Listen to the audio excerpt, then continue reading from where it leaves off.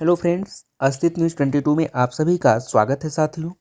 हम आपके बीच कुछ नया अपडेट लेकर प्रेजेंट होने जा रहे हैं।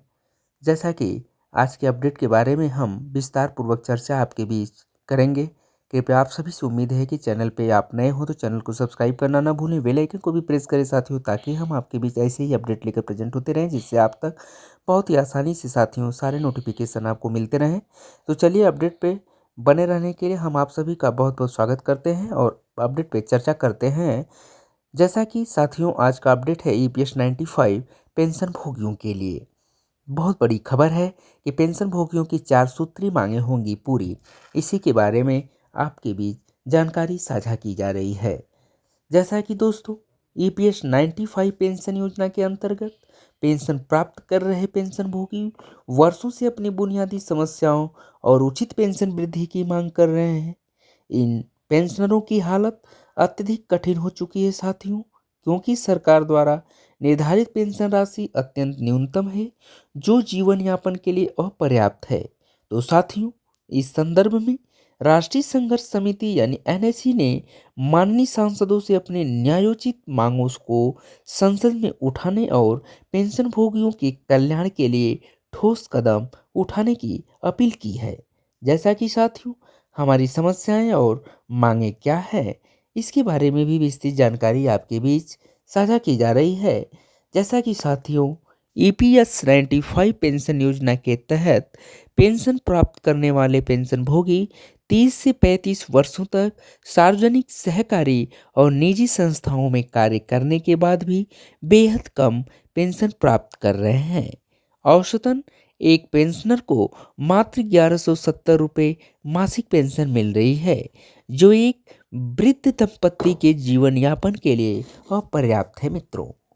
2013 में कोश्यारी समिति द्वारा 3000 रुपये मासिक पेंशन और महंगाई भत्ता देने की सिफारिश की गई थी, लेकिन साथियों 2014 में यह पेंशन 1000 रुपये मासिक निर्धारित कर दी गई। वर्तमान में 36 लाख से अधिक पेंशनरों को 1000 रुपये से भी कम पेंशन मिल रही है। इसके साथ ही पेंशनरों को उचित चिकित्सा सुविधाएं भी नहीं मिल रही है। जैसा कि उनकी समस्याएं और बढ़ती ही जा रही है। साथियों, हमारी 4 सूत्री प्रमुख मांगे क्या है, इनके बारे में भी विस्तृत जानकारी आपके बीच साझा किया जा रहा है, जो आप सभी से उम्मीद होगी कि आप सभी लोग ध्यानपूर्वक सुनने का प्रयास करेंगे। जैसा कि साथियों, राष्ट्रीय संघर्ष समिति ने पिछले 8 वर्षों से विभिन्न आंदोलनों और बैठकें आयोजित की है, ताकि पेंशनरों की स्थिति में सुधार किया जा सके। साथियों, हमारी मुख्य मांगे निम्नलिखित है।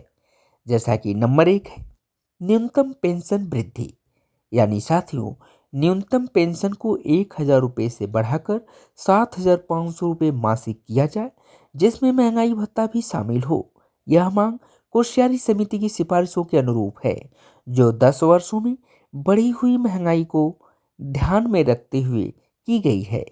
नंबर 2 है साथियों पेंशनरों को मुख्य सॉरी पेंशनरों को मुफ्त चिकित्सा सुविधाएं मिलनी चाहिए, यानी साथियों EPS 95 पेंशनरों और उनके जीवन साथियों को मुफ्त चिकित्सा सुविधाएं उपलब्ध कराई जाए।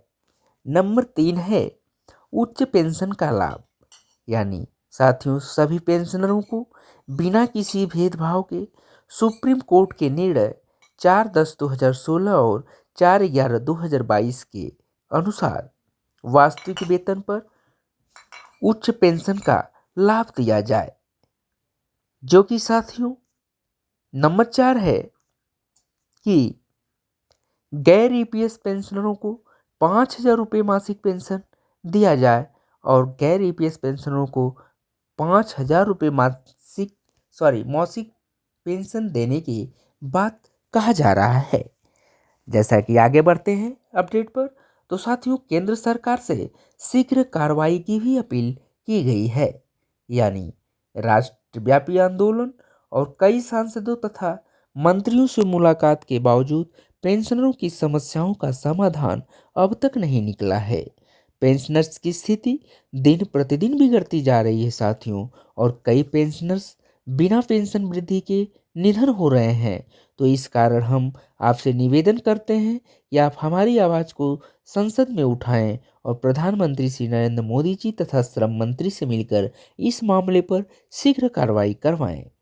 जिसका निष्कर्ष हमें निकलकर सामने आता है कि साथियों, हम विश्वास करते हैं कि यदि माननीय सांसद और मंत्री पेंशनरों की समस्याओं को गंभीरता से लेंगे तो निश्चित रूप से पेंशन भोगियों की स्थिति में सुधार होगा और साथ ही साथ उनका जीवन यापन कुछ हद तक सहज हो सकेगा।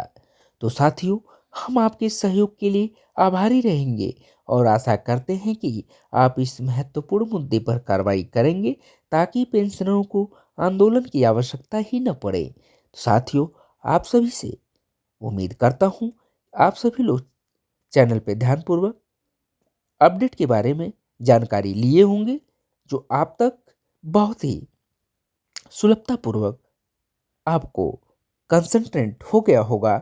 और आप सभी साथियों से उम्मीद करता हूँ कि अस्तित्व न्यूज़ 22 चैनल पे यदि आप नए हों तो चैनल को सब्सक्राइब करना न भूलिएगा साथियों। बेल आइकन को भी प्रेस करिएगा ताकि साथियों हम आपके बीच ऐसे ही अपडेट लेकर प्रेजेंट होते रहेंगे जिससे साथियों आपको हर समय हर नोटिफिकेशन बहुत ही आसानी से समय समय पे उपलब्ध होता रहेगा।